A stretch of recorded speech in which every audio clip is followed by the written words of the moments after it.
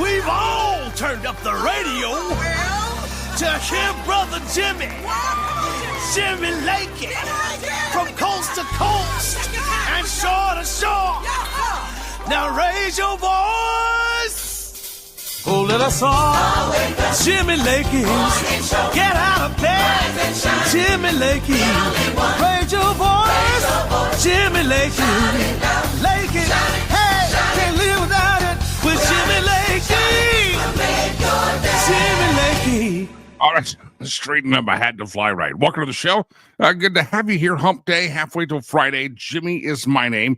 Top of the morning to you. I was thinking of our casino night coming up this Saturday, and Derek Evil Sizer, who's the best Frank Sinatra performer really in America, going to be there. And his email, or I think his website is called Slanted Hat. He wears his hat slanted, kind of like a young Sinatra did. And yeah, I was practicing the slanted hat. But anyway, welcome to the program, everybody. Hump day, halfway to Friday. What does that put us? 72, 96 hours away from Casino Gala Extraordinaire. If you're not going to be there, I'm sorry. You're missing out on the tour. You're missing the time of the century. It's going to be a great event. I hope you will show up. There's still some space open. I believe prices have gone up. Yeah, but anyway, go check it out. We'll talk more about that. Casino night this Saturday here in Colorado, but come in from anywhere. We'd love to have you here.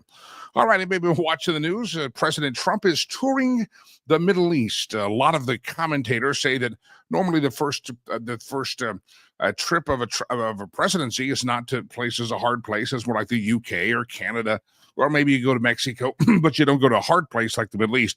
Well, Trump decided to take the bull by the horn and head to the Middle East. He's this morning in Qatar, and he's having a signing ceremony there, as they're signing all sorts of agreements that they will participate, love each other, caress each other, touch each other, smoke cigarettes together after they're done with their ceremony. They're signing all sorts of stuff this morning, and it's a signing ceremony in Qatar. The most interesting thing is the realignment that I was listening to and reading some analysis here. That one of the reasons this trip is important is that if you recall when Joe Biden went there, he had called the Crown Prince of the Crown Prince of Saudi Arabia, he had called him a monster and a killer. And then our oil prices started to hike, and old demented Joe, Poopy Pants Joe, decided to go to the Middle East. And remember, he couldn't shake hands with the Crown Prince. I don't know if this COVID or what. He wanted to fist bump him. And the Crown Prince there looked at him like, you're an idiot. And then, groveling hat in hand, he decided to say, would you produce more oil? We can't produce any here because we have environmental wackos running our party. And the Crown Prince of Bel Air said, no, we can't do that. Sorry, get the hell out of here. And Joe Biden was absolutely unsuccessful in his negotiation and showing up to watch to try to get more oil and gas. So gas prices have been high. I'm not sure what the energy deal is going to be, but one of the things that Donald Trump is attempting to do, I'm reading, is that if he can get Saudi Arabia to lower their exports and the cost per barrel, if he can get them to produce more and lower the cost, then that will hurt Russia, because right now when Saudi Arabia is high, a lot of the global markets turn to Russia for oil production, and Saudi Arabia can undercut them. So he thinks that some people think this is a chess game in which you strengthen this relationship with the Middle East and the oil producing nations in OPEC. And as you strengthen that relationship, they start being more friendly with their prices, and that's going to harm Russia. Give Vladimir Putin another incentive to get his former communist KGB butt to the table and negotiate a ceasefire there with the Ukrainians. So it's a fascinating trip. It's watching it, and I was watching. There was a good comparison on several channels last night, and all you had to do to read and to go back and research how the Joe Biden trip to Saudi Arabia went. It did not go well. It was a fist bump. He had called him a monster. It was bad. It was American weakness. Well, Donald Trump showed up there, and I saw some of the breakdown yesterday that he got off the plane on a lavender rug. I guess lavender in that the Saudi culture is like our red carpet, except it means peace, prosperity, friendship. I mean, Trump had on a lavender tie when he got off the plane. That was quite interesting. The wardrobe matched. He also, if you saw this, the big presidential limo they call the Beast. Anybody see this? In Saudi Arabia, they escorted the Beast down the street with Arabian horsemen, escorting it, riding horses, and they were holding flags, the Saudi flag and the American flag intertwined, symbolizing great freedom. I mean, it was really amazing to see some of the footage of the American flags the Saudi government had put on the streets, the relationship that the Crown Prince of Bel Air, Saudi Arabia seems to have with the president. And the president all says, hey, I want you to be known something extra. I want you to export technology, not terrorism. And he basically says, listen, we can do this. This is a hell of an area, and it's going to get blown up by bullets and bombs unless we figure out something else. And I'm here to help you figure out something else. So it was a refreshing message, and it's going to be interesting to see the payout of it. But immediately it looks like the payout's happening. So President Trump has this big, literally pony show, a beast and pony show, as he heads towards the Saudi Arabian meetings yesterday. And then this morning he goes to Qatar. And when he shows up at Qatar, or Qatar, as you say, the Qataris met him and escorted the Beast down the street, not with horses, but this time they use camels.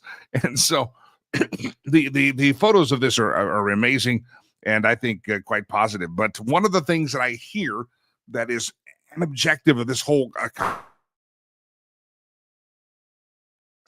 and an objective of this entire soiree is that it's going to put pressure on the Chinese and the Russians and oil and gas, etc. So there's an energy play here. Another interesting part, they didn't show a lot. I didn't see FaceTime on the camera, but there was references to evidently traveling there, with the president or meeting him there, was Tim Cook from Microsoft, the head of United Airlines, the head of Boeing. All these titans of industry were there. JP Morgan, everybody was there. And it showed symbolically that they were all sitting there recognized by the president that said the U.S. industry, which all of these titans of the Middle East would love to have the industry and the access to the industry that these billionaires and some of the world's richest people represent.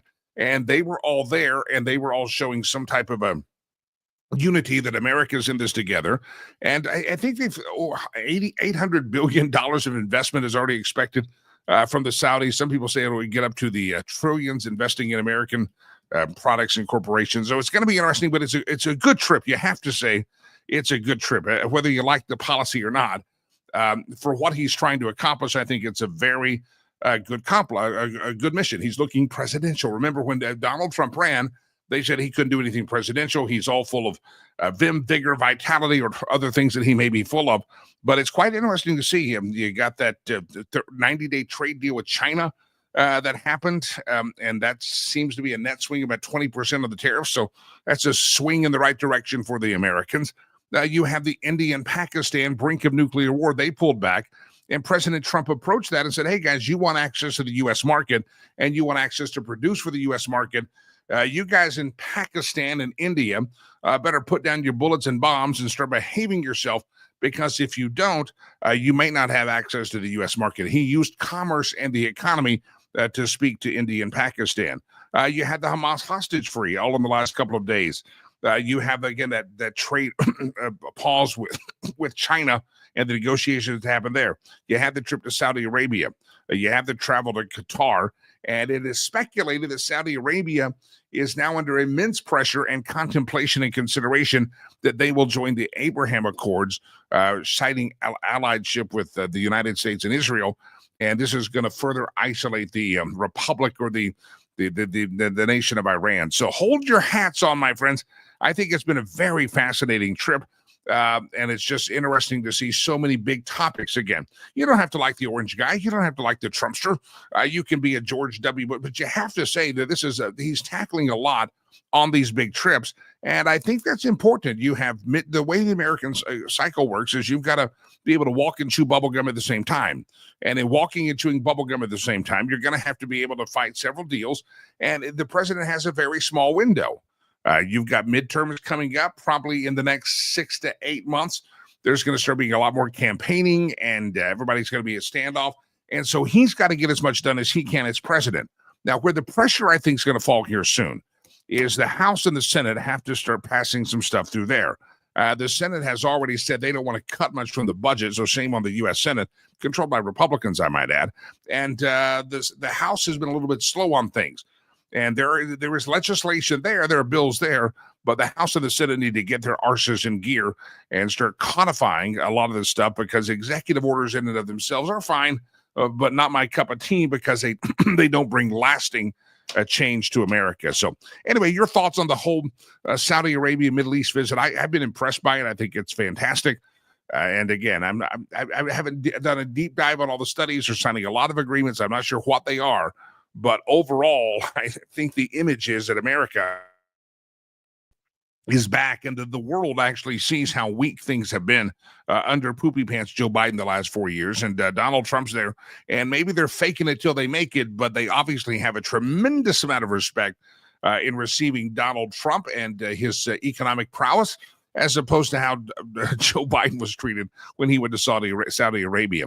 Anyway, it's fascinating study to watch. It's going to be interesting to see that this could be down the road. This could be one of those moments in the Trump presidency that is historic. It could be one of those moments that a lot was accomplished here, especially if we can get those Abraham Accords and get Saudi Arabia on that, further putting pressure on the mullahs of Iran that want to blow up the world, and they don't have any allies over there. I know that the American liberals over here say you got to get a deal with Iran. Did you know none of the allies over there in the Middle East like Iran? It's not as if we're the only country wanting to isolate Iran. People like Saudi Arabia, people like Qatar would love us to isolate Iran. Iran is a pariah in their backyard, but they don't have the strength or the wherewithal to take care of it, because it unleashes factions within the Muslim community. So hold on to your hats, kids. This is a big one by President Trump. And it's fun to watch, and he's just now getting going. There is a rumor and speculation also that I guess Ukrainian President Zelensky is meeting Russian President Putin for face-to-face meetings in, I think, Turkey. And Marco Rubio is there to kind of help negotiate. And he answered a question on a couple of interviews that, if needed, while you're in the neighborhood, would you be willing to go sit down with Putin and Zelensky together and try to bring this deal together? And he said it's possible. So there is a possible rerouting before he heads home later this week for him to end up in Turkey with the face-to-face sit-down between Zelensky and Putin. And again, it's just fascinating to watch. And maybe this is how all presidencies have been in the past, but the last 4 years, all we have seen is decline and bad stuff. And so you just have to say, wow, it's refreshing to see somebody actually doing the role of president again. And as I said, walking and chewing bubble gum at the same time and not having to change his depends at 10:30 and 2:30 and take a nap by 4 o'clock. So it's refreshing to see activity and motion again in the White House.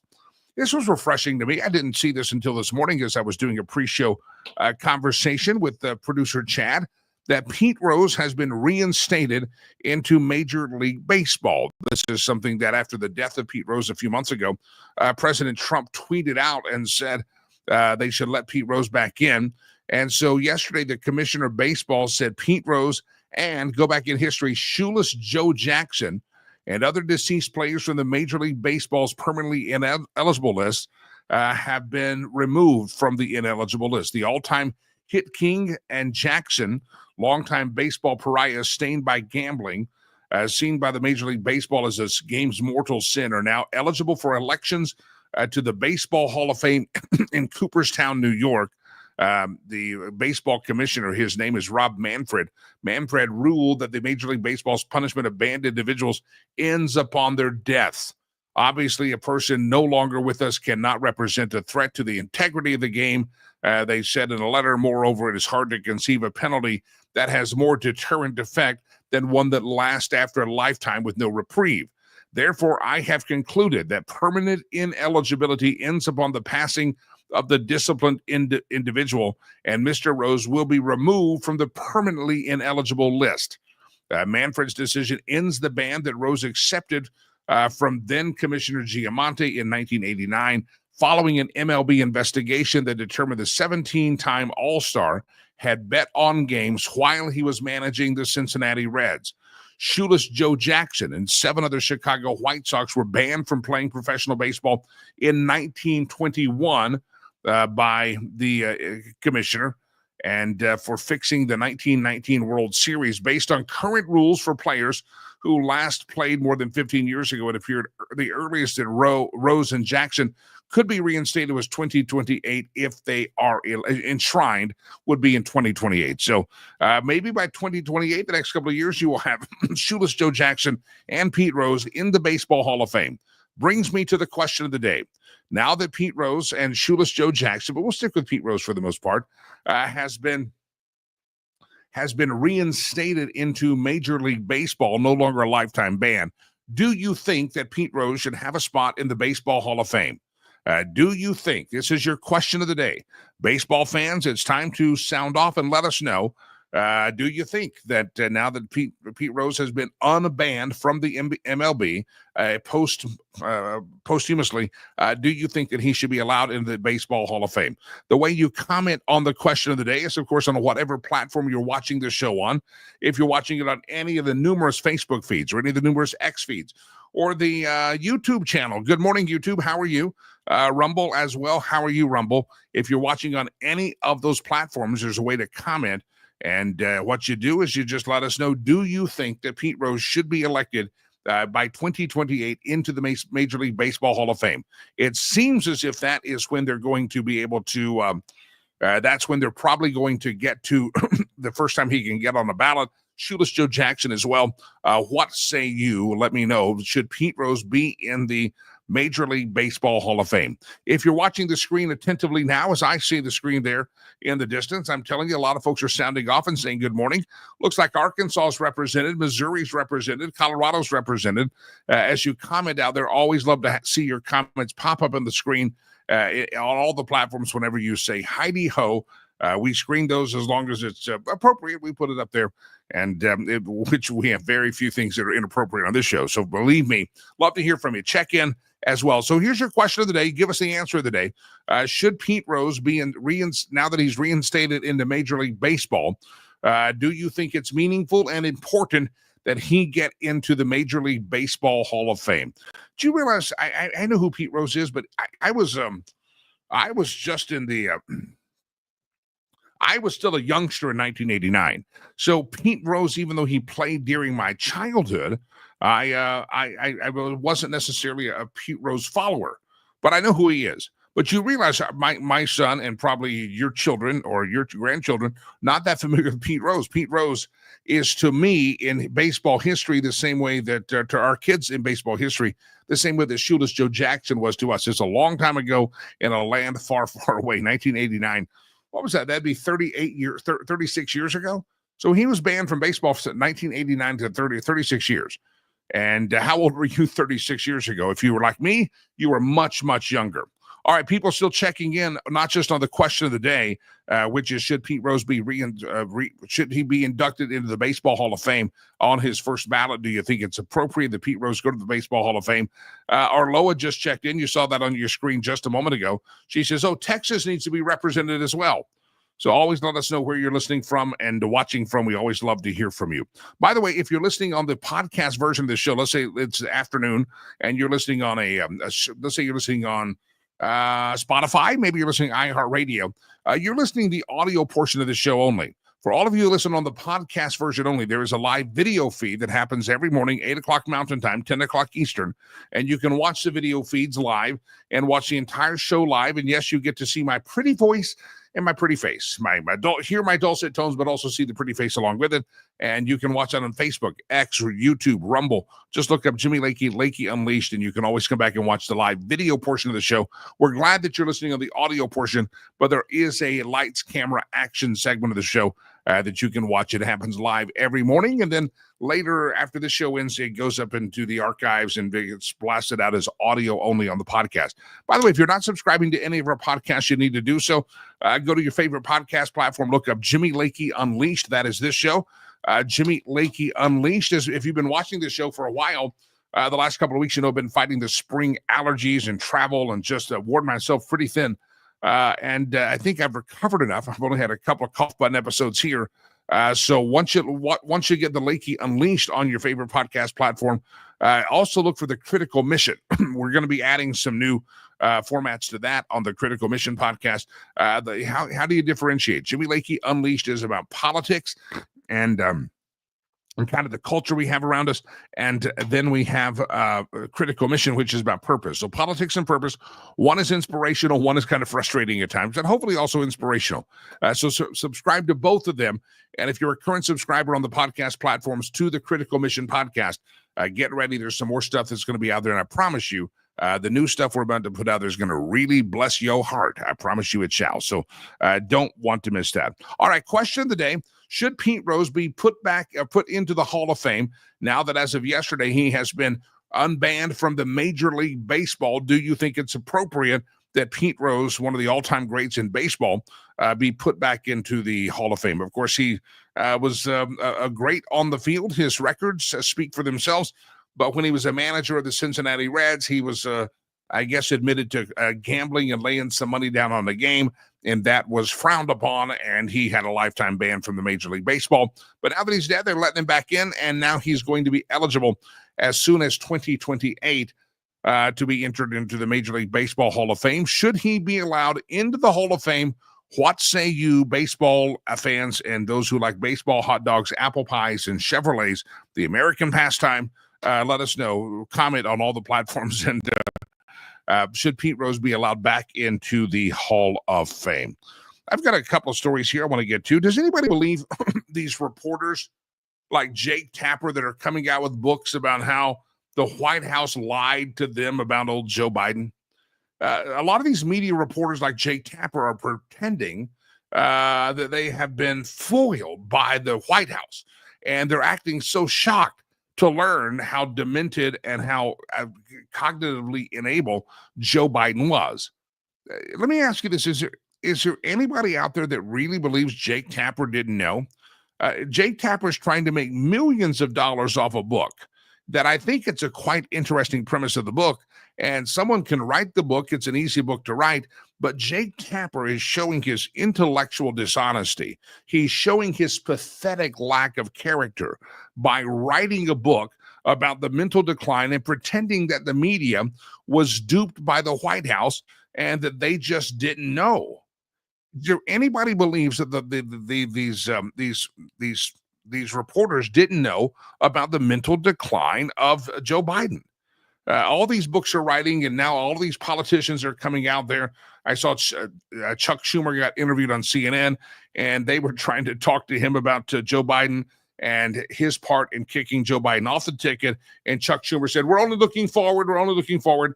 And the CNN reporterette was very exasperated and said, well, a lot of the problems you face now happen to be because Donald Trump whipped your ass, and he whipped your ass because you had a bad candidate, perhaps. That was the only reason, maybe other reasons.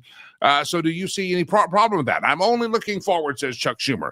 But I've seen everything the last little bit, that Pete Buttigieg to everybody else is being asked, should Joe Biden have dropped out sooner based on all the revelations in these books? And they all say yes. And you just can't tell me that these people were really that surprised. I mean, I was watching from afar, never met Joe Biden. Was in Washington, D.C. twice during his administration. No visit to the White House, I have to say. And it was obvious, though, by just news reports, watching him shuffle across the lawn, watching the things that were out there for all free eyes to see. You had to be in a land of denial and just an intellectually dishonest fool to not see that Joe Biden had compromised intellect and compromised ability. And the media played right along with it. And now they're trying to make a lot of money. Here's another question that I'll throw out there with the Pete Rose question. Is there anybody out there that believes that Jake Tapper and these reporters didn't know? Are these books that are being written all about the money play and all about CYA, cover your arse? Is that what we're watching with all these videos and these books coming out and these interviews about their books? Are trying to sell books and pretend as if, yeah, they really got one over on us. They were not real truthful with us. Really? They weren't truthful. And you just now figure that out now. It's kind of sad. It's really pathetic that Jake Tapper thinks he's fooling America, and he's not. Jake, if you're watching, you're a liar. You're disingenuous, man, and a charlatan at the very best, trying to capitalize and pretend as if you had nothing to do with the lies that were perpetrated on America with Joe Biden. So let me know your thoughts on that, because that's the spin, is that there was not a cabinet member. There was no one out there that knew how bad Joe was. Joe just kept it a secret from everybody. The Tapper book says that they were thinking about that. The doctor had said he probably should be in a wheelchair because his spinal degeneration had happened so much. And if he fell one more time, he's going to be forced into a wheelchair. And evidently his aides said that they were going to make him use the wheelchair, but that was going to be after his second term of office if he won re-election. And then you could hear the Jake Tappers out there and say, oh, look, he's just like FDR in a wheelchair. They covered up for him, and now they're trying to make a lot of money and pretend that they did not cover up. And it really is just further proof and evidence, case in point, that they are disingenuous people that call themselves journalists, but actually they're propagandists, and Jake Tapper is the greatest among these. If there's anybody out there that believes these people didn't understand what was happening, feel free to jump in. Love to have I'd love to have your thoughts on that. So 2 questions of the day. Should Pete Rose be allowed back into the should Pete Rose be allowed to get back into the or get into the MLB Hall of Fame after 36 years or so of being suspended? He's now been reinstated after his death, and he's now eligible by 2028 to go into the Hall of Fame. Should that happen? And is there anybody out there that believes that Joe Biden really kept a secret his cognitive decline? Those are the 2 questions out there. Comment on whatever platform you're listening on. Appreciate you, my friend. Love to have you jump into the conversation. I got to bring up my first guest here in just a moment, but I got one more quick story I want to get to in it, and it is a federal judge has ruled. You're all waiting with bated breath what the federal judge said. A federal judge actually this time has sided with President Donald Trump and gives him a win. I'll dive into this story a little bit more, but we have all these stories about these activist judges taking over the role of an executive and saying the executive, whether you like his policies or not, can't do certain things that he actually can do because he's the executive. Well, a federal judge on Tuesday ruled that the Trump administration can go ahead and deport alleged members of the foreign terrorist organization under the Alien Enemies Act. The ruling is a victory for the Trump administration, comes after multiple other judges blocked the administration from using the wartime power to deport illegal migrants to an El Salvadorian prison. U.S. District Judge Stephanie Haynes told the administration it would need to provide its targets with a 21-day notice in a language that is understood by the migrants, which would also need to include an opportunity to be heard in order to use the power. Having done its job, the court now leaves it to the political branches of the government and ultimately to the people who elect those individuals to decide whether the laws and those executing them will reflect their will. It's an 18th century act that has been used to deport alleged members of MS-13 Tren de Aragua gangs and other people from foreign terrorist organizations. And both of those organizations have now been treated like Al-Qaeda. And a judge says, yeah, you can do it. There's a process here, but you can do it. And it overshadows previous judges that said, you can't do that. That's a law from the 1800s. You can't use that now. Well, it's still a law in the books, you jackasses. But we'll talk more about that. But Donald Trump has a victory in a federal court. And sometimes all the victories, all the announcement for federal courts and President Trump seem to be negatory. And so we'll throw one out there that's pository, not suppository, but it's pository for President Trump. But a federal judge has given the green light, as the screen says, on Trump deportations using the Alien Enemies Act.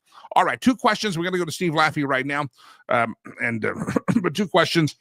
Your thoughts on the Pete Rose reinstatement? Should he be allowed back into the Major League Baseball Hall of Fame, or should he be able to go in there now by 2028?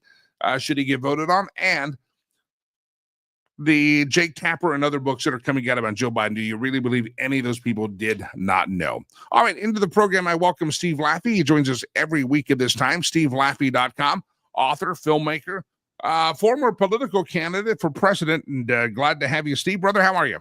I'm great, brother Jim. It's a wonderful day, and you got a great show. It's great. Of course, they all knew. Anyway, we thought it was something else, but I just sent you over a little text for the crowd. Never better. Remember the line? He was Joe Biden. Never better. Never better. And remember I said on your show that before the debate that Trump accepted all the terms of the debate with no question, knowing that he would crush Joe Biden, knowing that when they turned off the mics, the Democrats are this stupid, that it would make Donald Trump seem even more reasonable, and knowing, as we talked about, you and I talked, that Joe Biden could not keep it together for an hour or 20 minutes.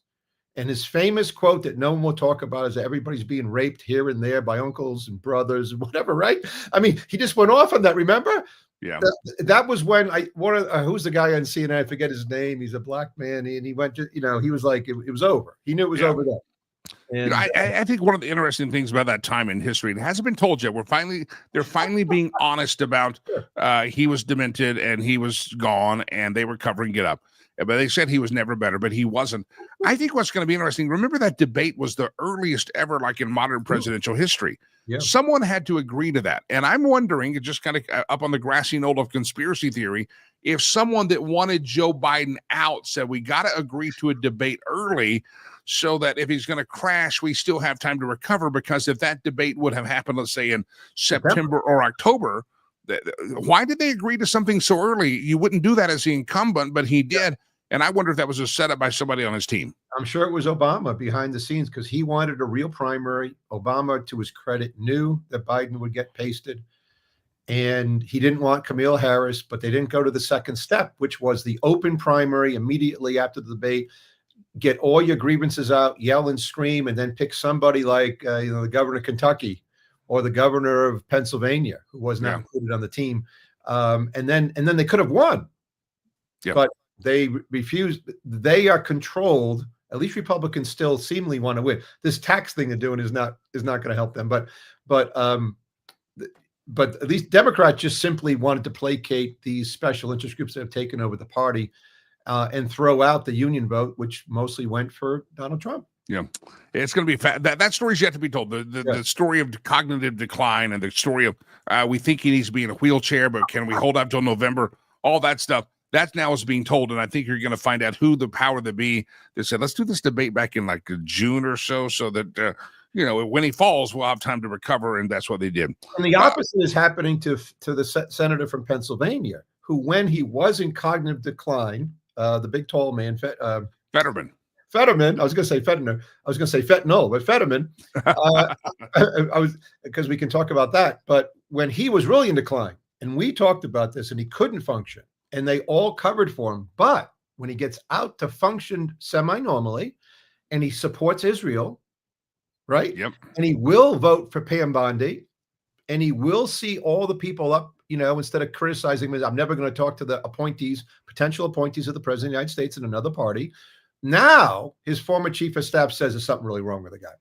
Yeah. That's the big story. And they all have the same story, that there's something wrong with Fetterman, when actually there was, but now it doesn't seem to be so much, just because he's being semi-reasonable. Yeah, he's somewhat reasonable. Look at his voting record. He's still as left as ever, but you can have different voting opinions and still be a reasonable person and draw a different conclusion. And that's all he's done is he's still a left voter, but he's drawn some different conclusions on some things. The anti-Semitic Democratic Party that controls Harvard doesn't want someone who's going to give Israel credence in the world. Yeah. And Fetterman does. Yeah. Here's an interesting story as well that let me find it here if I have it here. Oh, there's a Democrat out there now as they're trying to fit. They got to trash Fetterman. They have to lie about what they knew about Joe Biden, and now there's a House Democrat that has decided here's their path to victory. It's a House Democrat will now introduce a reparations push. Right. That America has a moral obligation to send trillions of dollars to Black Americans. So I'm thinking if the Democrat Party is trying to find a message to counteract Trump, the Republicans don't have to be on their A game, and I'm not sure they are, because now you got somebody, a prominent Democrat, saying, "Well, let's run on reparations. Let's see if that gets anywhere." Can you imagine seriously that if that would have picked up some speed and we head to next year and Trump's House members could be defeated because of bad economy, whatever would happen, right? Yeah. And yet all they do is put up for a mostly white America and more than half the Black people who don't even know what you're talking about reparations because they agree. Like, let me just say this status for all your clients. The oldest form of racism is actually reparations. It is holding people from the past who are not responsible, who are dead, but holding the people of their ancestors responsible for something they were not involved in at all. I'm Irish. I wasn't involved in it at all. Even if my grandparents were, which they weren't, I wasn't involved. What am I doing paying for it? That's not the rule of law. That's like saying, let's not like Jews because they killed Christ. That's the oldest form of racism, right? Yeah. And that's what the Democrats are guilty of. Anybody who brings up reparations is a racist and should be called out by all Republicans and all Americans as a racist and should be voted out of office because it is an ugly, ugly thing to bring up. And we've had since 1964 now, right? I sent you over an article I wrote 42 years ago, but over 60 years ago, we had this war on poverty. We had all these bills passed, and the Black family's been destroyed. That is the destruction of the Black family, which credit Donald Trump has done something about both in his first term and will try to do in his second term. And that's why more Black voters are trending toward Donald Trump, if not Republicans. Yeah. I've got problems. I was going through the stats that the Senate doesn't want to put spending cuts in place, Republicans in charge. The House has only gotten to a handful of bills. I don't know what they're doing up there, but they're not passing bills. They have them out there. They're just not getting them out there. And so there's going to be some things that the Republicans could be vulnerable for next year for getting nothing done when they had the opportunity to get something done. However, if Democrats keep sending Jasmine Crockett, Alexandria Ocasio-Cortez, and this jackwagon lady that wants reparations, the Republicans could be saved by the Democrats here. Yes. That's the only thing that will save them. It'll be the stupidity of the Democrats, but not appealing to some middle ground, whether it's regarding unions and right to work states or somebody. They simply still refuse to do this. And I guess they're going to continue that way. Yeah. You mentioned something you wrote 42 years ago. You sent me a copy of it. I haven't been able to read the entire thing, but let's dive into it. The 41 years ago, Steve Laffey was already beating the drum that should be beat. I wrote a book review in a newspaper that we started, the conservative newspaper at Bowdoin College called the Bowdoin Patriot 41 years ago, about a book called Tyranny of the Status Quo by Milton Friedman. And I hadn't looked at this in 25 years till my daughter had it out yesterday, this whole scrapbook that I had, this giant scrapbook of photos. And I'm like, wait a second. Like, I've been trying to tell you about the first 100 days for President Trump. Get something done, get legislation passed, which he refuses to do. But Friedman's talking about after 3 or 6 months, it's over for any president. And he's right about that. And then he goes into the reasons, right? You've got the special interest groups talk about the pharmaceutical thing that Trump just did on Monday, which is an executive order rather than a legislation. What happened to drug company stocks? They went up. Why? because there's no legislation against them. They know this was tried in 2020, and it won't stop the special interest, which is number one, the pharmaceutical industries, right? And we're talking about why this lady says what she says. She lives in a district where she can get away with it. So she says it. And so this is what's really happening with this country. But Friedman put forth like 3 or 4 things that should have been done that would have helped the country. And 80% of the people listening to this show, 80% of Americans would totally agree. And they were just this: a budget balancing over the business cycle amendment to the Constitution, a flat tax amendment, and having the Federal Reserve Board have a fixed rule for the growth of the money supply of roughly 3 to 5% per year. All of those things would have meant we would have avoided the massive debt we have, right? We would not have a Federal Reserve that we actually all focus on as more powerful than our Congress, right? Every day, every single day, all we talk about in the markets is the Fed. And we should never talk about them. They are complete clowns, just human beings, and they do a terrible job, and they're always late. And they've been late, and they've caused recessions. They caused the 2008 collapse. Every 15 years, they have to bail out banks, and they keep the CEOs in place rather than getting rid of them. And they do the same thing with airlines. All this actually happens. And Friedman talked about just changing this. So when you see that none of this has happened for 41 years, it is because the special interest groups rule, and because the uneducated American people don't know that if this was just done, we would have newspaper articles that'd be like, wow, advances in science, not Trump doing this and Trump, we would have a whole different world if 4 of these things were just passed, but none of them have been. And that's the tyranny of the status quo. It's one of the best things I ever wrote, and it's only like 4 paragraphs. Steve Laffey, my guest, if you're listening later in the day where we switch this over to a audio-only podcast. Some of you are watching it live, but hundreds of you watch it every day or listen to it every day on the podcast platform. Steve Laffey, stevelaffey.com. Steve, it's fascinating I heard President Trump yesterday talking about that executive order, and you're right. The Speaker of the House got to get his ass in gear and start putting a lot of this in law. I don't know if they're holding votes in the House of Representatives. I don't know what they're doing. They're just... they're negotiating and doing a markup on the big, beautiful bill, which is fine. But there's other things they can't walk and chew bubblegum at the same time. But it's fascinating. I heard President Trump in Saudi Arabia said one of the most complex things we face in these pharmaceutical things is that big pharma is a very big lobby, and they are very powerful in Washington, D.C. with the money they sling around. I heard him say that, and I said, oh, he said the quiet thing out loud. Between the military-industrial complex and the pharmaceutical-industrial complex, that's who controls Washington, D.C., and that's oftentimes why Congress is so slow to do anything. Yes, and let's go back over what President Trump wants, which is totally tremendous. You and I have talked about this for years. He wants American consumers of prescription drugs, for one, to pay no more than what they pay in Germany, which is far less. And the giant drug companies use America as their giant cash cow, and on the margin make tiny little money in Germany, a little bit in France, a little bit in the UK, because the drug prices are 1/5. They're 80% low on many of these drugs. So he does an executive order that says this has to stop. Well, it's not going to stop, right? This is the tyranny of the status quo. Just so everybody knows the numbers, because I'll give you the numbers that Trump won't. Last year, the drug companies were the biggest lobbyists in Washington at $327 million. That's a lot of money whipping around one Capitol. 2, they give huge amounts in unlimited quantities due to our campaign finance laws to candidates and politicians. They give them cash. They give them this. They take them on trips. They send them to different places. They pay for the trips. All this happens. It's at least $1 billion of lobbying efforts if you add it in together, right? So then you say, well, what do we really want? We want, for example, what do drug companies really do, folks? You may not know this. We have a patent system, but patents should last, say, 12 years. What do we have? We have the Hatch, Orrin Hatch, Waxman, Republican, Democrat, all part of they passed that law that says, oh, if it takes you a little bit longer to get your patent through, we'll just give you more time. 2, what do they do with something called evergreening? Here's what they do. They know that the molecule could be used on another solution for another person, right? So they wait 4 years into the patent and they apply for another one that gets extended. The biggest example, and I'm just going to mention a drug that everybody knows is Viagra.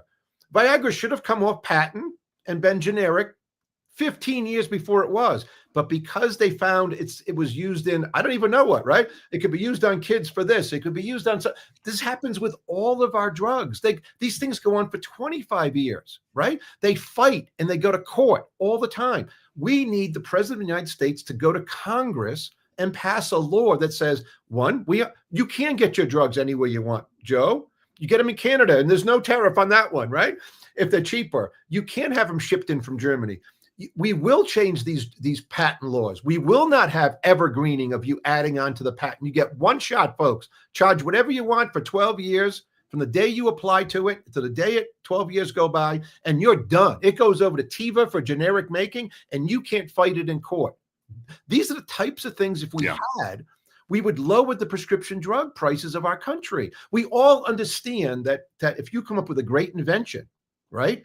And by the way, if the U.S. government is involved in that invention, they get money too, which is why the things we give to Harvard, we don't get anything back. We just don't. So all this could happen, but President Trump won't do it. Now, I'll give you an example. On this issue alone, if someone called me from the administration today and said, could you get 5,000 F-250 trucks to go with yours to drive across America to that state cap, to the United States Capitol in Washington, and go around and beep your horn until we pass this law? I actually could. If you live in Tennessee, when I lived in Tennessee, in Nashville, every once in a while, Jimmy, if you were a broadcaster in Nashville or in Memphis, or you would see that the late-term governor would say, maybe we should have a state income tax, which they don't have. Everybody heads to Nashville, pickup trucks, people shooting. They don't shoot off guns. They're shooting off horns, right? Blah, blah, blah. And everybody, you'd be announcing there. If you were a Tennessee person, you would actually move. You'd be live there. And guess what? They still don't have a state income tax. He could do this. And he refused to because, again, he won't do the extra work. And he has to do everything. If he just did that, along with immigration, that would be a successful year. Yeah, I wish President Trump had someone on the staff saying, hey, let's do this extra work. But I also wish that Speaker Johnson and Leader Thune would also take a little bit more aggressive stance and say, what are we doing here? We're sitting here navel gazing here in the House and Senate. It seems like the executive branch is moving fast. Some of it may be too fast and they're out from under their skis at times. But I still don't know what they're doing at the hallowed halls of Congress. I mean, when was the last time we heard they had a real important vote going on? Never. How about Mike Johnson wake up this morning saying, you know what? I'll go see the president. He would love this idea.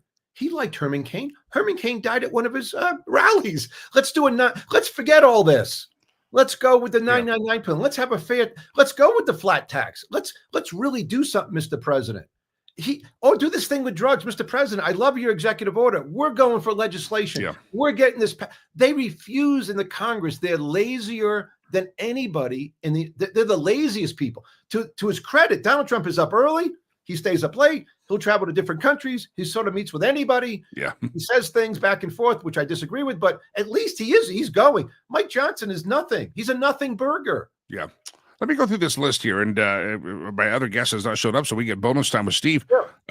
Steve, this is again, you don't have to like the end results of all of them, but think of the sleepy years of Joe Biden, sleeping by noon, pooping his pants by 2. I mean, just the whole thing that Joe Biden was doing. In the last several days, you had a trade deal with the UK, worked out. India to Pakistan go to ceasefire. Hamas hostage gets free. China, we can talk about that deal. Maybe it's a step in the right direction. Maybe not. You got the trip to Saudi and Qatar, obviously a new level of respect. You have maybe Saudi Arabia entering the Abraham Accord. At the very least, a rolling stone gathers no moss. And you can't say the Trump administration is going to gather any moss. They're at least throwing stuff against the wall to see what works. And again, give me your thoughts on that, especially this China one. I know you're an expert on that topic. Well, yes, and he is. Some of the stuff would be great if Saudi Arabia would be helpful in the Abraham Accords. There's a lot of good things that he does when he visits the Middle East, and his first, moving the embassy to Jerusalem. All these things were good. He takes his time too much, but then he throws in. Unfortunately, he went to these tariffs on China that made it that no trade would happen. And finally, again, Scott Bessent, the Treasury Secretary, got to him and said, Mr. President, you're going to have what Laffey talked about. I'm paraphrasing. You're going to have a negative 3% growth in the second quarter if we don't stop this nonsense now. But of course, unfortunately for Trump, he's seen as backing down to all these people. So he goes down to 30%. And Scott Bessent says the thing that he never should have said that really disheartens me, that we are, quote, not decoupling. Decoupling. I talked about that Monday. Yeah. Yeah. And so he should not have said that, because that's the total throwaway. And we should be decoupling. And that's why I'm sure that other people around the president know that the way to have approached this was do China first, raise those tariffs, whatever you want, and suck it up if you have to. I would have been okay, just even though I said it takes several years. But make laws again, even in this budget, where X% of semiconductors will be made in North America and only will be bought by the federal government. They buy a lot of semiconductors by 2027, whatever it has to say. And then there are laws. That way, people who are investors say, hey, let's get that plant going. Let's do this over here. Let's do that over there. He didn't do this. And so what he really was doing, and they figured it out for him, that the lady or the person who sells stuff on Amazon, who's been counting on making it in China, even though I disagree with this, she couldn't change in 3 months. Semiconductors will take several years. So I don't know how they're going to handle this in the future, but now other countries which have done real trade deals, the UK and India is a real trade deal. Us in the UK is simply like, let's go back to 10% and not talk about it anymore. Right. Yeah. So there's 90-day pauses everywhere. And unfortunately for Trump, he can't really go back. He can't really go back to 120. He can't, because the markets will tank, and he cares about the markets. And at some point, see, unfortunately, Donald Trump is saying things that we all know aren't true. Gas is not $1.84. Scott Bessent said the price of eggs has come down 85% the other day, quote unquote. I'm like, wait a second. I just went to Safeway. They're still $6. They weren't $47.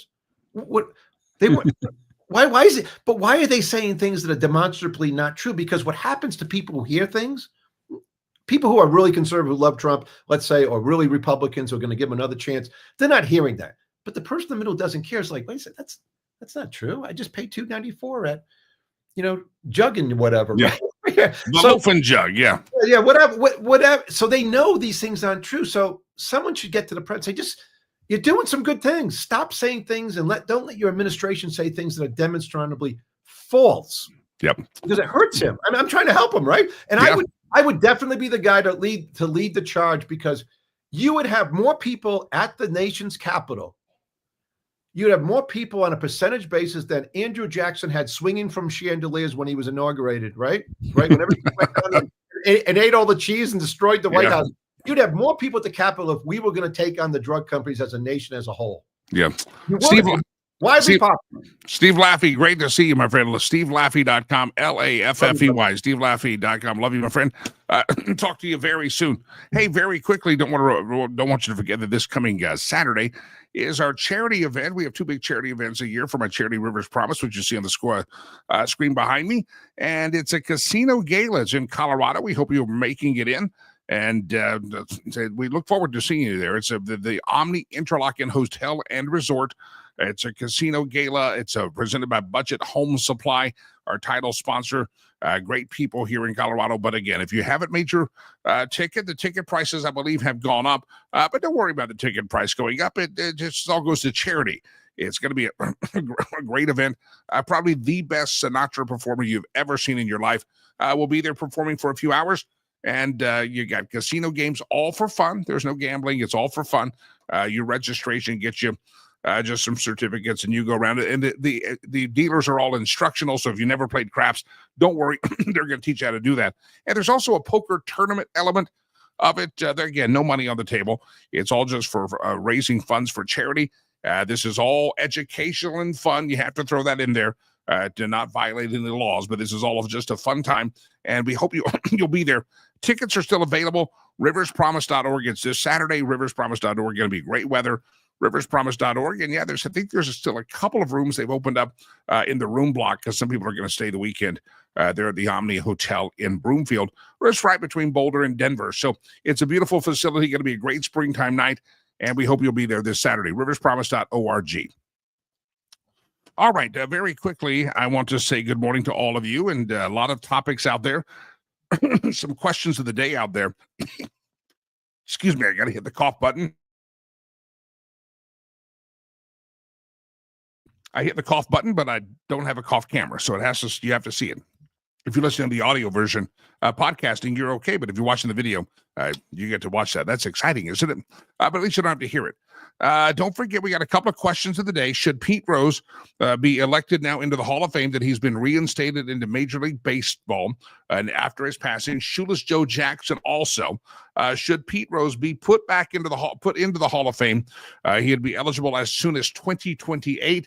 It'll be the first time I think he could get on the ballot. What say you? Should Pete Rose go to the Hall of Fame? That's one of the questions of the day. And the other question today I want to get your thoughts on. Jake Tapper and some reporters are out there writing books trying to make millions, saying that, oh my God, we were vapors. We were shocked to learn that Joe Biden was mentally retarded in some areas. He had really retarded in his cognitive ability. That's in context. You got to say that. And they're acting surprised. Does anybody believe that Jake Tapper and these cats were really surprised by the mental decline of Joe Biden? Two questions of the day, whatever platform. If you're on one of the Facebook feeds, we're on numerous of those. If you're on the X feeds, we're on several platforms streaming on different and various and sundry handles and platforms. So let us know, comment in the chat room regarding Shoeless Joe, regarding Pete Rose, and also regarding Jake Tapper. What say you? That is your question of the day, the QOD. And now we would like an AOD, which stands for Answer of the Day. Let me welcome into the program my next guest of the show. His name is Ryan McDermott. Let me tell you a little bit about Ryan. He's the author of a book called Downriver, Memoir of a Warrior Poet. He's an executive in the aerospace and defense industry and a former senior Pentagon official. U.S. Army veteran, served from 2000 to 2006, leading a platoon into combat with the 3rd Infantry Division. During the 2003 invasion of Iraq, he's a recipient of the Bronze Star Medal and earned the Ranger Tab and Combat Infantryman and badge. Following his military service, he transitioned to Wall Street, Lehman Brothers before 2008 collapse, a West Point graduate. And again, he's written a book called Downriver, Memoir of a Warrior Poet. Please welcome Ryan McDermott onto the program. Mr. McDermott, welcome in, sir. Thanks, Jimmy. Thank you for having me on the program today. Glad to have you. Let's talk about the book you have written. It's called Downriver, Memoir of a Warrior Poet. U.S. Army veteran. You've worked with Wall Street. You've worked the Pentagon. And now you've written a book. Give us the background of this book. Yeah. So, Jimmy, thank you again. This book it started out as sort of my writings for catharsis. So, and actually as a teenager, I had sort of I became homeless, effectively homeless before entering West Point. There was a great Catholic family took me into their home, let me finish my high school years.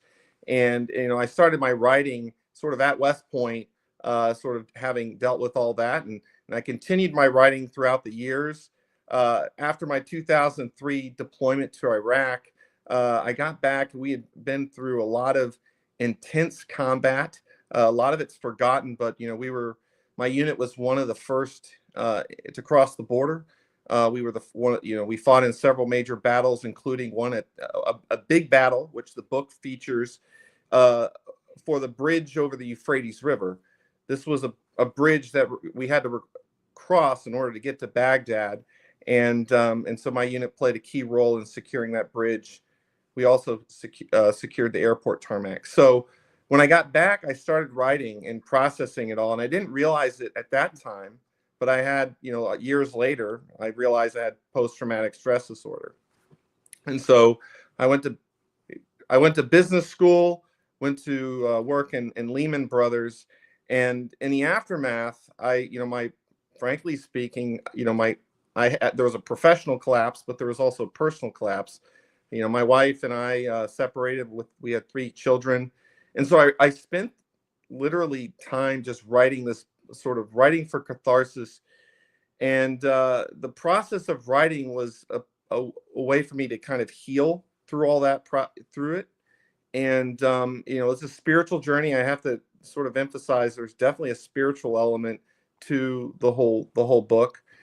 I kind of kept it private. So, the book itself, like a lot of the chapters were written 2011.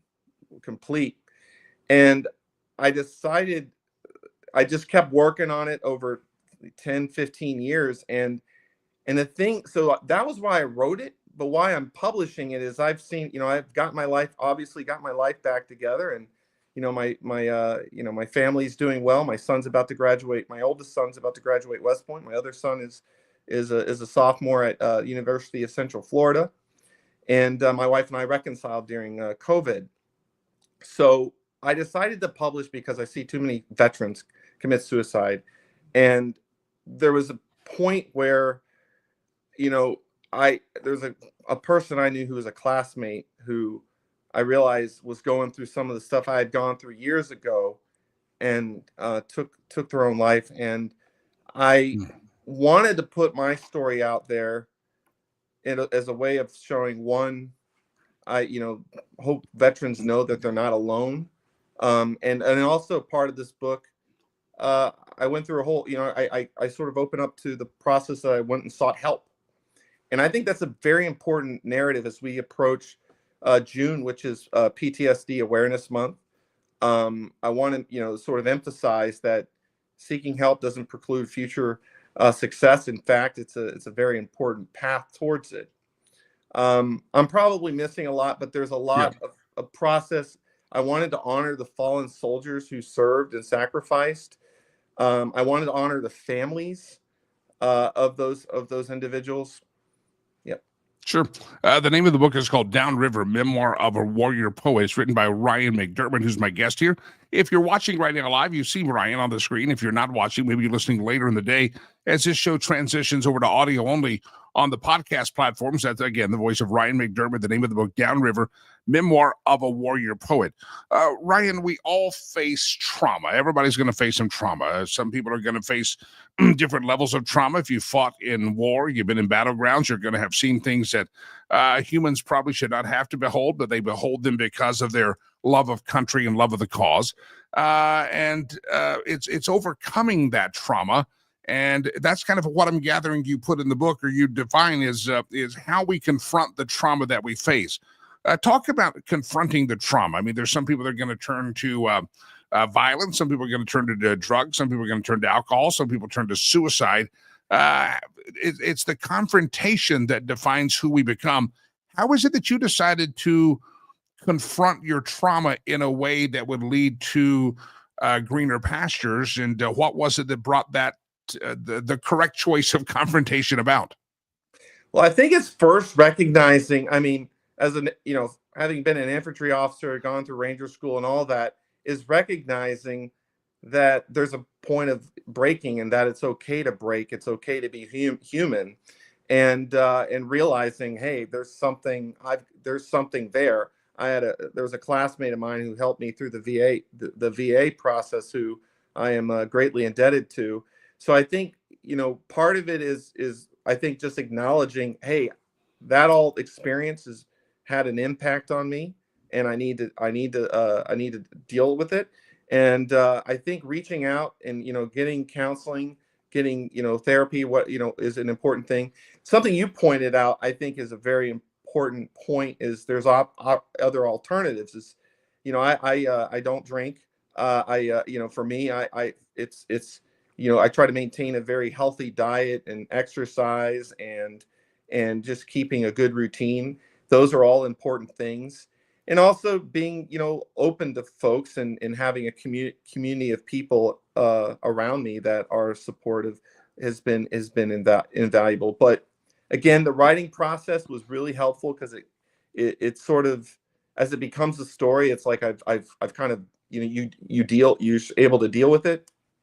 And my hope, I've already had anecdotally, there was somebody I gave an early read to, and they were going through something kind of difficult, and they were very appreciative that I had shared something with them that was vulnerable. Yeah. Ryan McDermott, my guest again. His name of the book is called Downriver, Memoir of a Warrior Poet. It's not just his story, a gripping personal story about living through war, fighting in war, ambition, loss, redemption, losing his childhood home to foreclosure, becoming homeless. I mean, all the things that he's talking about, but it's also interwoven with poignant poetry, which I always enjoy some great poetry in there. Ryan, you mentioned there's a spiritual side to it. Talk about that spiritual, I guess, revelation that came to you, and what that means to you. Give that thought, that spiritual journey that developed. Thank you very much. I would say a lot of it, there's some from the, my home upbringing, but the family that brought me in to their home. So just imagine, I set the scene in the book. My mom and my stepdad, they divorced. We basically lost our power in the house. I didn't really tell my closest friend, and then eventually, there was an event where, there was no going back to the home. They locked it up. My mom was in a hospital. And the family that took me in, the Catholic family, they brought me in out of the goodness of their heart. They didn't need to do that. And they brought me into their life. They, and I began to go to to church services with them on Sundays, and seeing how their spiritual well-being was, in faith, was very inspirational to me. And when I was at West Point, I ended up, I went through the process of converting to becoming a Catholic. Some of my poetry in the book actually is spiritual in nature, and I'll save that. Could quote it, but that's how it, what really inspired it in the journey is just also introspection, seeing how faith affects other people, especially this family who I continue to consider a second family to this day. You mentioned PTSD affected a lot of men. That you hear a lot of organizations reaching out to men who served with the PTSD. You're going through some of this early trauma, homelessness, getting taken in by a family, mom's in the hospital, all that stuff. That's in your teenage years. I mean, you're talking 15, 16, 17 years of age. Yeah. When you're a young man, you're trying to be manly and not cry and really suppress it. And then you join the military, which is full of all sorts of, let's say, testosterone. And you're probably supposed to suppress a lot of what you're feeling. Talk about the feeling that we men have to kind of suppress our emotions, not become too hysterical about anything. And obviously, composure is a wonderful thing, but sometimes you feel you have to wear a mask all the time. And it seems like there came a time where you were willing to take off the mask and say, hey, I may be a testosterone-laced young man going to West Point, but I still got some hurts. Talk about the process and decision of, I'm going to take off the mask. Yeah, no, that's great that you pointed that out. I would say that when I was in the military, in the Army especially, there was a close brotherhood, very close family almost. There was a certain aspect of maybe, sort of what's appropriate and not. But I think through the war years, through the many years, I think there's recognition, and at least in the military, to be a little bit more open. It was more, going to the private sector, I felt, that it's sort of, I think there's a little bit of a stigma of like how open you can be in sort of in sort of the everyday life in general. Maybe some of that's tied to masculinity. I'm not sure. I mean, there's a quote at the beginning about sort of through Thucydides, which is the secret to happiness is freedom, and the secret to freedom is courage. And I think it takes courage to show the vulnerability, and that can help. What happens is other people who feel that way connect to it, and again, this one individual who got an early read, I thought was very, it reaffirmed what I was doing in that regard. I always like to look at the title of a book, and it's called Downriver. Think of upstream or upriver. That's above. That's further up. That's where you're. You got to be careful to drink the water downstream or downriver. Talk about the name of the book, Downriver. That's a great question. So it started out as a poem. The book, the Downriver. There was where the book starts is my rock bottom as an adult. The Wall Street journey didn't work out. I was living in an apartment with, afterwards, I ended up having to take another job. It was less pay. I go into it in the book. But there was the point where I was a victim of a home invasion in DC. Two men assaulted me, punched me in the face. I was on the ground. They took a couple personal items.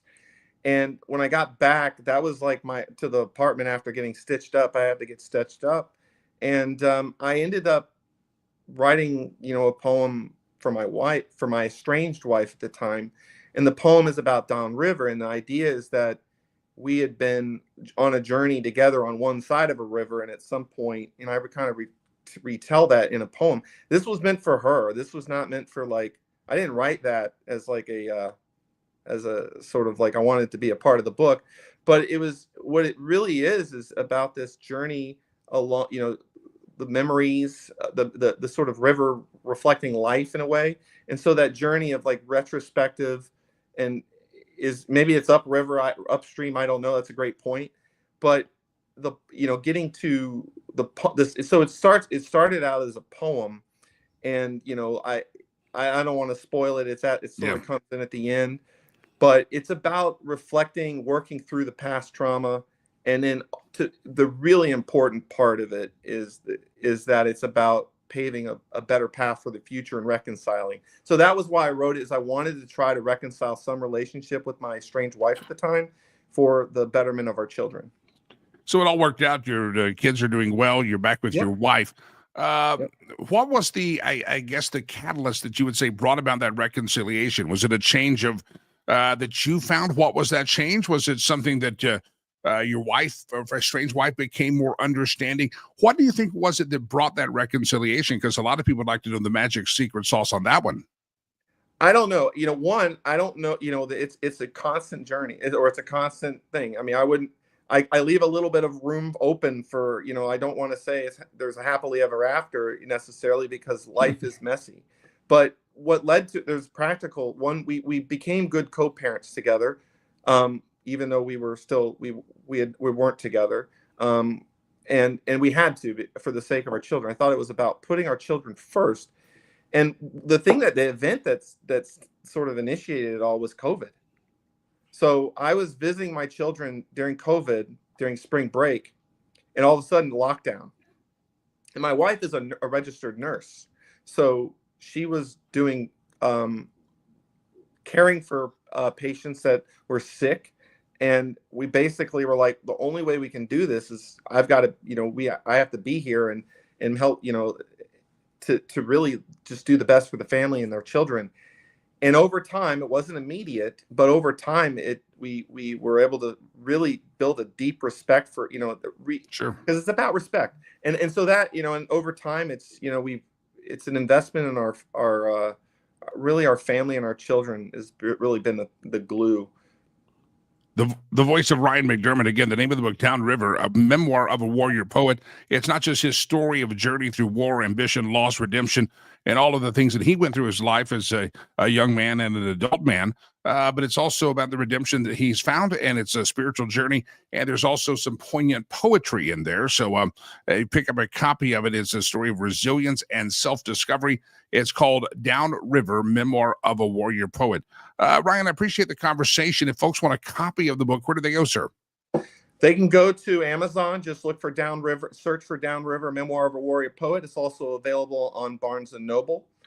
I have a website, downrivermemoir.com, but probably easiest is to go to one of the major book outlets and search the name. Thank you. Down River Memoir book, and look that up as well. Brian, real quick, is the book written, obviously it's a lot of your military experience, but some of it's based on your professional experience. Who is it written for? This is not just a book for people with PTSD. It's for a broader audience. Absolutely. Absolutely. One of the things I think would be beneficial. So one, there's different audiences. Everyone's going to read this book or not read this book. And it's almost like a Rorschach test in a way. You read it and somebody will sort of imprint their own perspective on it. I think what I hope is it gets broad readership, people who care about veterans, especially. It kind of goes through a whole process from like before military service through after military service to reintegration. I think it can help increase empathy and understanding of the military experience, not just for the soldier, but for the military families. So I think every American who wants to better understand the military experience, at least a sliver of it, because I could tell you that, I only did one deployment, and I did one deployment overseas that was very intense. I also did a stateside role where I was responsible for families. And so I think this book is for anybody and everybody who wants to better understand the military journey, appreciates veterans, and current service members, and also future service members. My son Brandon he read this before he went to West Point, and he let him write, or he wrote the afterword for it. And oh, wow. Yeah, I think my hope is that it also inspires people to want to serve. This is not a story, this is a story of growth. Everyone experiences trauma, as like you said. It's how do you grow from it? And I think the military offers a great path for personal, professional, and spiritual growth. Ryan McDermott, author of a book called Downriver, Memoir of a Warrior Poet. Pick it up anywhere the fine books are sold. Ryan, thank you for your service, and I'm glad you tell your story. Love to have you back on, maybe explore a little bit more. We appreciate you hopping on, Ryan McDermott. Thank you very much, sir. Thank you, Jimmy. Appreciate your time and your listeners as well. Thanks. You got it, Ryan McDermott. And again, the name of the book, Downriver, and it is the memoir of a warrior poet. It's not just his story, his powerful story, but there's some great poetry that you hear that he's written through the years for catharsis. Speaking of the military, I would be remiss in my duty if when I talk about military and first responders, if I did not talk about it with Sherry Cree. Sherry has a real heart for those who have served in the military. She's the realtor that I recommend you use here in the great state of Colorado. And listen, she gives a discount on her commissions that she takes to people that have served in the military. So if you're a military veteran, active duty, a veteran, first responder, whenever the closing time comes, and she's going to make her portion, she will reduce her portion in order to make sure that the deal is easier for you to get done. I'm telling you, my friends, Sherry Cree really likes to give back to the community. Her and her husband oftentimes host dinners out of their own pocket at their home to support military establishments or military organizations that are helping people with PTSD. And Sherry's going to be on the program later this week, and we're going to talk about, I said that she uses ninja sales techniques. Well, the art of negotiation. You think President Trump knows the art of the deal? What about the art of negotiation? What about the art of getting the price right on a home? There's a lot of caveats out there that you have to have someone very, very, very astute in making sure that they make your real estate transaction the best it can be. I recommend Sherry Cree, not just for you military veterans, you active duty first responders. I recommend her for all of you out there, but do know that she has a special place in her heart for those who have served their country.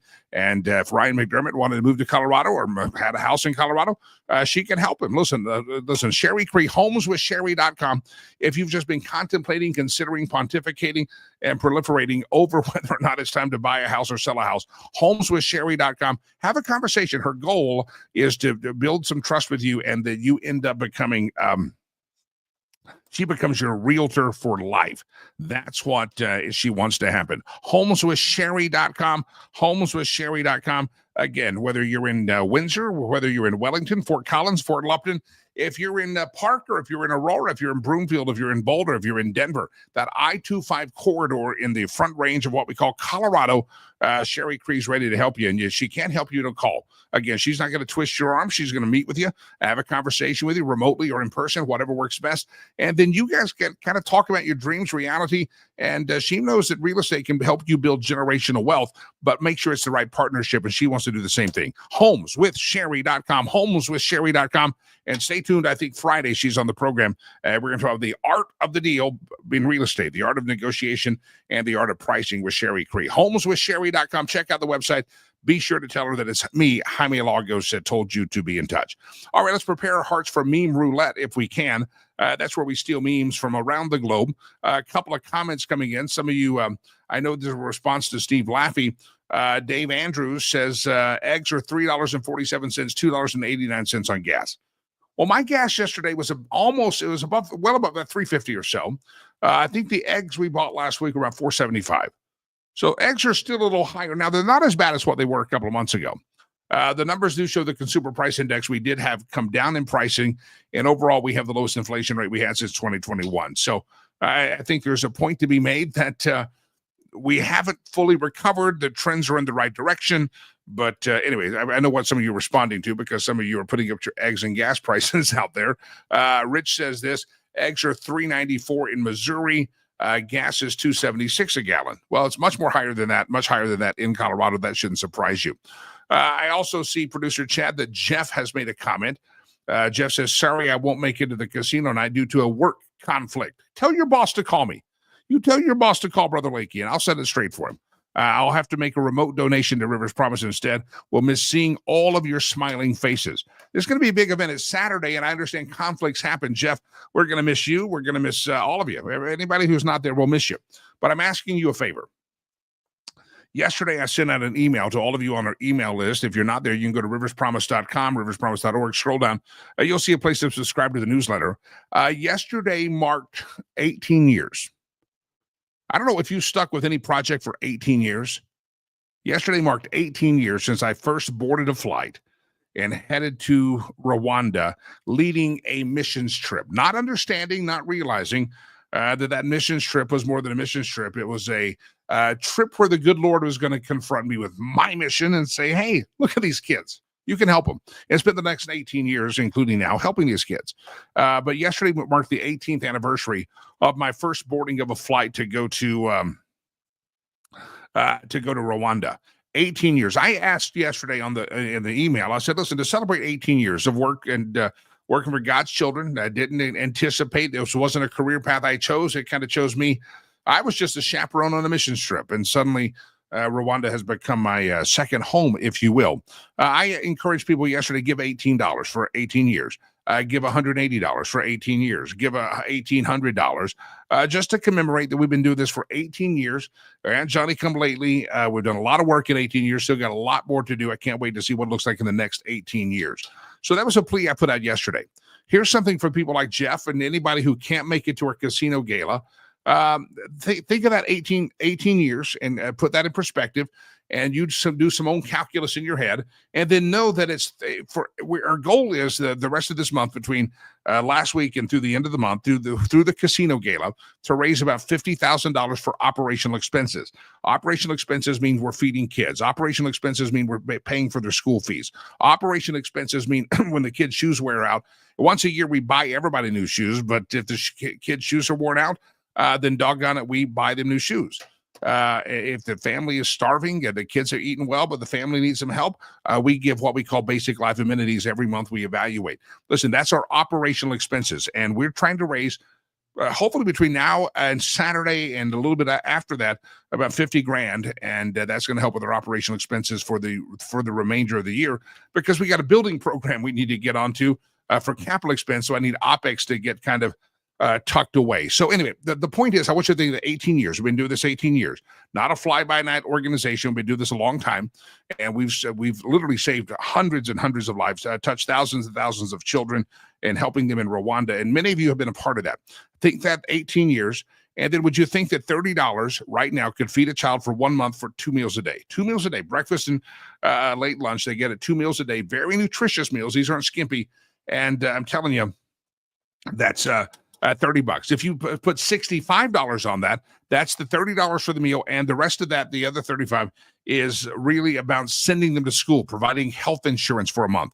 It does that. So $65 a month, do that times 12, do that times 18. I mean, I'm putting some numbers out there for you to follow and say, you know what, we want to be part of it. And if you can't make it to the casino gala this Saturday, there is still space available. I would ask you, maybe at the very least, would you donate the amount of the ticket that you're not going to be able to attend? Arloa down in Texas says, we won't be at the gala, but we did make a donation, forgot to make the gala on the donation. Arloa, I'm making a note now. I will have the people look to see for your gift and make sure that we count that towards our gala fundraising goal. Again, we want to raise $50,000. I know a lot of you say $50 is all I can do, Lakey. Maybe you can do $20. Maybe you can't do anything at all, and you could just say, hey, praying for you. Love it. But if you can do a lot of money, we'd love to have you. We have a big goal, $50,000 for the rest of the operation. And again, 18 years I've been doing this. 18 years ago yesterday, as a matter of fact, so 18 years ago today, I had woke up in Rwanda for the very first time. And I'll tell you what I was doing. I was traveling from office to office, had not yet met my son, who was there in an orphanage. But I was going from office to office, trying to fast track and get the adoption done. That adoption did not happen on the first trip. Left there empty-handed. I had to come back the next year and finish up the adoption, which I wasn't sure was going to happen. But in the meantime, that led me to start Rivers Promise, and the whole thing is history. If you missed the email yesterday, it was sent out 18 years ago yesterday. And this coming Saturday night, the Casino Gala is going to be a commemoration of 18 years of doing what we do over there and changing lives and saving lives, literally. Thank you for your help. riverspromise.org. Make a donation if you would. I appreciate you. All right, let's play the stolen meme game here. We've gone overtime on the show today. You're getting your money's worth. Round around the globe we go. Where we steal the memes from, no one knows. Lately, back to the Jake Tapper story. Here's a headline from Babylon Bee. Jake Tapper undercovers startling evidence that Biden's decline was covered up by Jake Tapper. This is true. Stark evidence. Ladies and gentlemen, round around the globe we go. Where we steal the memes from, no one knows. You ready for this one? Bright yellow sign here. Did you know that the Canary Islands, there's not one canary? And on the Virgin Islands, same things. There's not a canary there either. Let that one sink in out there. Let me read that again slowly for those of you that maybe went to public schools. Did you know on the Canary Islands, there is not one canary? And on the Virgin Islands, same thing. There's not a canary there either. Yeah, they're not there, just no canaries. Missing the canaries out there in the Virgin Islands. Round around the globe we go. Where we steal the memes from, no one know. Is this man homeless or what? He's got a straggly beard, needs a little beard conditioner. Some beard oils would do him well. The caption of it says, life is not like a box of chocolates. It's more like a jar of jalapenos. What you do today might burn your arse tomorrow. Yeah, elections have consequences. That's all that comes to mind. Round around the globe we go. Where we steal the memes from, no one knows. Little lady in black and white. Looks like it could be June Cleaver, but maybe not. Instead of calling them conspiracy theories, we should call them spoiler alerts. You recognize that all of us have we're called conspiracy theories. There's not one theory that I was told I was a conspiracy theorist on that has ever been proven wrong. None of them. They've all come to true. And I told producer Chad I had a question. I woke up early in the morning, so this should be a question of the day. Maybe we'll do this some other time. Anybody know if any of you got the jab? Do you regret it? Is there anybody out there that did not get the jab that regrets not getting the jab? It doesn't happen. Those who didn't get it are congratulating themselves and patting themselves on the hind end, saying, "Good job, you didn't fall for the hype." And there's a lot of folks I do know that were very proud of their vaccine card. Not so proud of it now.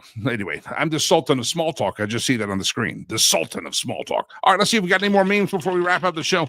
Round around the globe we go. Where we steal the memes from, no one knows. Ladies and gentlemen, that means we have milked the meme machine dry. And in milking the meme machine dry, that means we've ended the show. I want to remind you, make that donation. I'm asking you to help us out, riverspromise.org. If you're not a subscriber to our newsletter, go for the Rivers Promise, go subscribe. It's on our website, riverspromise.com, riverspromise.org. If you didn't get that email yesterday, we'll resend it to the people that didn't open it. Maybe it ended up in spam. Make sure, but it comes from me, and that's an email that celebrates 18 years. I'd love to have your participation. Still a couple of spots available at the Casino Gala. We'd love to have you there. It's going to be a night of hooting and hollering and festivities and frivolity. It's going to be a great night. You don't want to miss it. If there's anything that Rivers Promise is known for, we throw good events. Because you have to remember my background, how we built the Lakey Entertainment Towers in the first place, is I was an event guy. And so we know how to do events. We do golf tournaments, and we do 2 events a year. This is the first one of 2 big major public events. We do some private receptions here and there, but this is a big one for us, and I appreciate your participation. Riverspromise.org to get your ass registered, if you would, and sign up for this big-time Casino Gala this Saturday. And if you can't come, make that donation. Hey, thanks to Ryan McDermott for coming on the program. What a great book that is about. If you missed it, go back and listen to this repeat of the show. Love to have you. If you're listening later in the day on the podcast version of the show, thank you. Don't forget we're live on video, 8 o'clock Mountain Time, 10 o'clock Eastern Time. Gone a little overtime this morning. You're getting bonus time. Bonus for your money. Oh, this was all free. Hey, thanks to Sherry Cree. Thanks to Steve Laffey. Thanks to everybody who makes this show possible. Producer Chad and I have had a blast being with you. I know we both feel that way, but just tingly all over just thinking of all of you. Ladies and gentlemen, may God bless you. May God bless America. I am Jimmy Lakey. Peace. I am out of here.